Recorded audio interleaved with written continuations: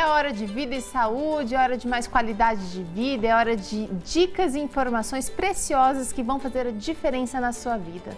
No programa de hoje a gente vai falar um pouquinho sobre bactérias e outros organismos e micro-organismos na cozinha. O que você pode fazer para evitar contaminação, o que você pode fazer para conviver melhor nesse ambiente tão importante da nossa casa. Também vamos conversar sobre alimentação em 5 cores. Como é que a gente pode aproveitar e entender um pouquinho melhor das cores relacionadas aos nutrientes que estão nos alimentos. Um projeto muito bacana que você vai aprender e que vai facilitar o equilíbrio do prato nutricional no seu dia a dia. Tem também um papo muito interessante sobre fisioterapia na reabilitação do câncer de mama. Um assunto novo, um assunto interessante. Isso é Vida e Saúde, tá só começando, você fica com a gente. Se não puder assistir o programa até o final, não tem problema, você pode acessar novotempo.com/vida e saúde. Lá daqui a pouquinho vai estar disponível esse programa que você está assistindo agora aqui com a gente. Muito bem, agora eu converso com a Márcia de Paula, ela que é bióloga, tá aqui no Vida e Saúde com a gente de novo. Bem-vinda, querida. Obrigada. Vamos conversar sobre um ambiente muito importante da nossa casa, que é a cozinha. Cozinha, onde a gente passa a maior parte do nosso tempo, a gente faz algumas refeições lá, quem está em casa, quem tem filhos pequenos, e a gente precisa ter alguns cuidados. Vamos falar quais são os pontos de maior atenção que a gente precisa ter, Márcia? Pia, geladeira, que mais? O que você tem para dizer? Tudo isso é importante, mas talvez o foco maior de atenção sejamos nós mesmos, porque o nosso corpo tem muitas bactérias que vivem dentro e fora dele, que fazem parte normal do nosso corpo. Mas quando a gente passa, de repente, algumas dessas bactérias para os alimentos, essas bactérias podem ocasionar doenças. Então é muito importante quando a gente vai primeiro para a cozinha, que você lave bem as mãos. Aliás, o costume de lavar as mãos deveria ser toda vez que você entra em casa, né? Se você saiu, você tomou um ônibus, você passou em lugares, pôs sua mão em um monte de lugares, você pode ter se contaminado com bactérias de outras pessoas, com vírus da gripe, você pôs a mão numa maçaneta, alguém que espirrou, passou a mão na maçaneta antes, você pode estar se contaminando com vírus, com uma bactéria, com fungos. Então é muito importante, ao chegar em casa sempre, você fazer uma boa lavagem das mãos. Tem gente que costuma usar só o álcool em gel, é suficiente? Não, o álcool em gel não é suficiente. O ideal mesmo é que você lave as mãos. Nem precisa ser com aqueles famosos sabonetes bactericidas, antibacterianos. Não precisa. Você, tendo um bom sabonete e esfregando bem as mãos, secando com uma toalha limpa, você já está eliminando aí uma grande parte das bactérias, a maioria das bactérias. Então, ao preparar os alimentos, primeira coisa são as suas mãos limpas. Certo. Muitos problemas de contaminação que a gente encontra em restaurantes são pessoas que foram ao banheiro e não higienizaram as mãos bem depois e passaram bactérias do corpo delas para os alimentos. E depois essas bactérias nos alimentos deram origem a infecções quando as pessoas ingeriram. Muito cuidado, então, para lavagem e higienização das mãos. Agora, eu quero saber o seguinte, alimentos mal armazenados ou alimentos que, de repente, passou uma formiguinha, a gente deve fazer o quê? Muitas vezes a gente só limpa e acaba ingerindo aquele alimento. É ok? Pode fazer isso ou não? Não, a gente não deve fazer isso. Se o alimento se contaminou com algum fungo, passou algum inseto em cima dele... tem gente que corta aquela fatia do pão que tá meio verdinha, só corta. Ah, não, vou dar uma tostada, tá certo. Não deve... O ideal seria você jogar o alimento todo fora, porque aquele fungo tá aparecendo naquele pedacinho do pão, mas ele já pode ter contaminado o restante daquela fatia de pão. E não dá para confiar só no olho, né, Com certeza. Então, realmente, o ideal é você jogar esse alimento fora, né, que tá contaminado. E o alimento que a gente, de repente, sobrou, a sobra que a gente quer guardar para consumir numa outra hora. Qual é o procedimento correto? Então, você sempre deve guardar o alimento após ser feito em seguida na geladeira, porque a baixa temperatura da geladeira vai evitar com que bactérias e fungos se reproduzam. Se bem que nem sempre isso é eficiente. Às vezes você guarda uma laranja alguns dias lá e você vê que ela mofou, deu aquele funguinho verde. Acontece. Mas a bactéria retarda esse processo. Então, se o alimento ficar aberto, você fez o alimento e deixou ele aberto numa panela, numa vasilha, e ele está aberto, estão caindo esporos de fungos, estão caindo bactérias naquele alimento. Depois, se você põe na geladeira, vai adormecer a bactéria. A bactéria está lá e está sendo conservada e ela pode voltar a se desenvolver naquele alimento. Então, o ideal é realmente você sempre colocar o alimento logo em seguida do preparo, tampado e já na geladeira, para evitar essa contaminação com o ar, com bactérias e esporos de fungos que possam estar no ar. Agora, alimentos dentro da geladeira que estejam destampados, eles podem se contaminar ali entre si também? Podem cruzar? Sim, e você também tem um problema de você estar originando cheiros na geladeira, né? Que não é uma coisa boa. Então, é realmente o ideal que você sempre guarde os alimentos bem tampadinhos, separados, né? E realmente você poderia, se deixar alimentos abertos, passar um fungo, uma bactéria de um alimento para o outro, que não é realmente a melhor coisa. Tá certo, olha quanta coisa, quanta dica bacana que a gente tem para aprender e para conviver melhor em casa, evitando problemas, evitando doenças, evitando contaminações, totalmente assim, acessíveis. A gente tem condições de fazer esse tipo de planejamento e de preparo também para a nossa cozinha ser mais limpinha. Obrigada, Márcia, pela participação, viu? Tá certo, então agora a gente vai conversar um pouquinho sobre nutrição. Milene Lanes, tudo bem, Milene? Tudo bom. Nutricionista, tá aqui com uma mesa linda, super colorida e vai falar de um projeto muito interessante, um projeto de alimentação 5 ao dia. Explica pra gente um pouquinho sobre isso e como isso pode fazer diferença na nossa vida, Milene. O projeto 5 ao dia, ele incentiva o consumo de 5 cores de alimentos todos os dias. E quando a gente fala de comer 5 cores, a gente não está falando dos alimentos coloridos artificialmente, né? Mas sim dos alimentos in natura. Então, é o incentivo do consumo de frutas, legumes e verduras diariamente nas diferentes cores do programa. Não vale falar assim, olha, hoje eu comi uma bolacha recheada que era vermelhinho. Não vale. Tem que ser os alimentos naturalmente coloridos. Exatamente. Vamos lá, como é que funciona isso, Milene?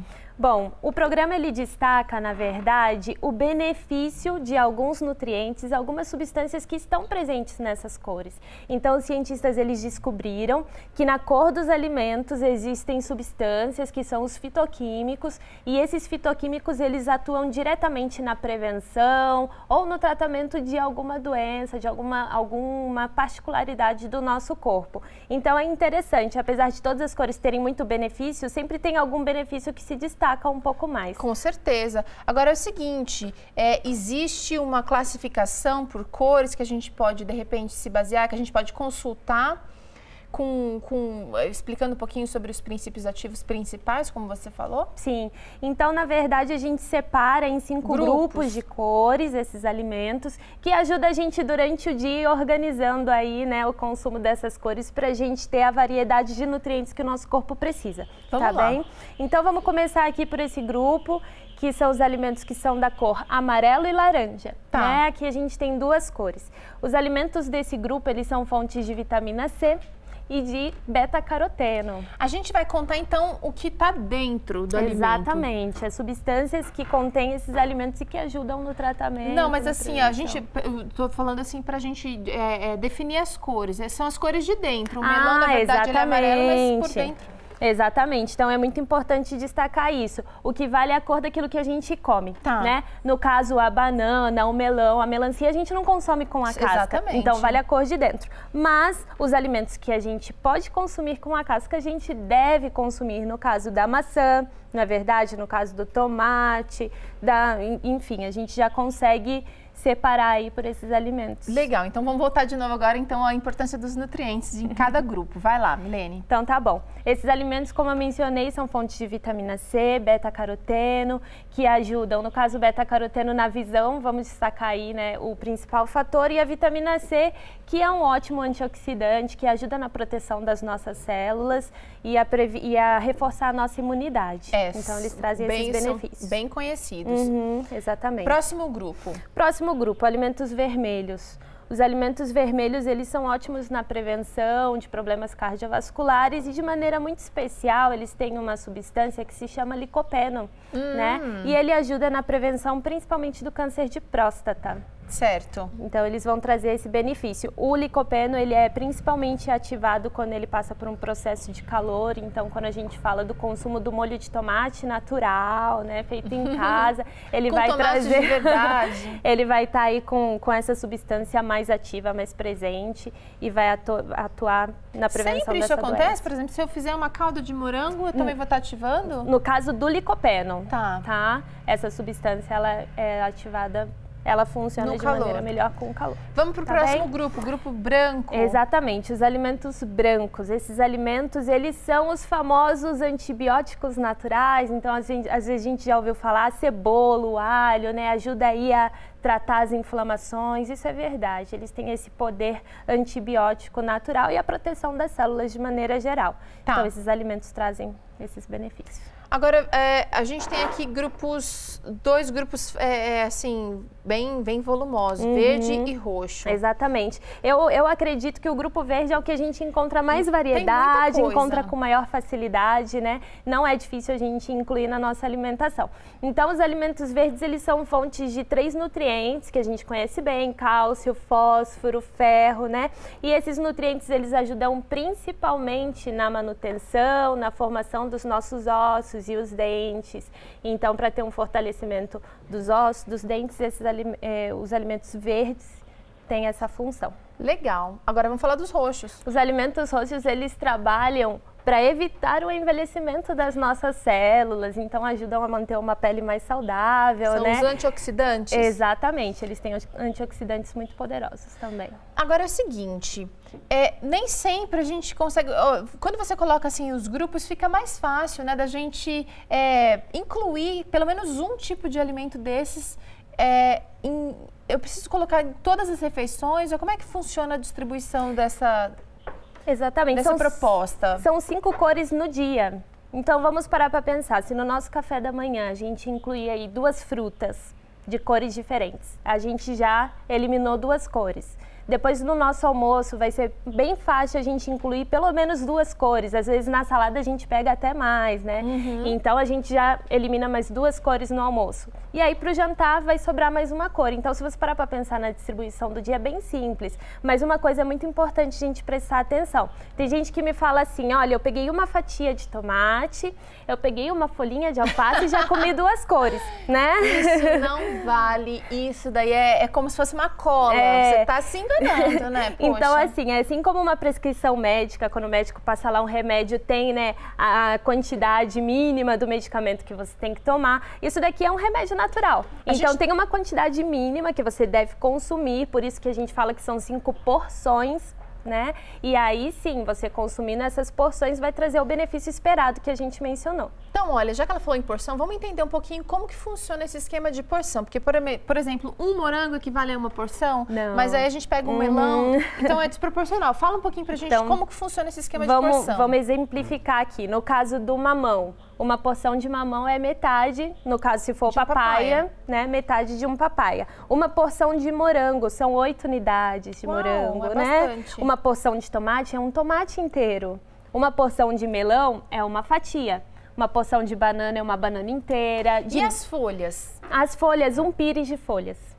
Tá, um pires é um prato pequeno, totalmente fácil de fazer. Agora é o seguinte, eu achei muito didático e muito bacana esse projeto, porque a gente pode trabalhar com as crianças dessa maneira. Pode fazer uma lista na geladeira, você pode colorir junto para facilitar depois a cobrança, né? Olha, a gente não comeu de tal grupo hoje e tal, mas uma criança, normalmente, se ela comer dependendo do tamanho da criança, se comer um tomate, daí depois já não vai sobrar espaço para comer outras coisas. Sim. A porção diminui. A criança, né, quando ela é menorzinha, as porções são diferentes. A gente está falando aqui em geral para um público adulto, né, adolescentes que já conseguem ter aí uma ingestão de calorias mais ou menos na faixa adulta, né? Tá certo. Olha, gente, muitas vezes também a gente já conversou com a Milena aqui sobre a alimentação infantil. Às vezes o que vale também, Milena, é o processo didático, né? Aprender a importância de fazer um prato colorido, de fazer um prato bem variado.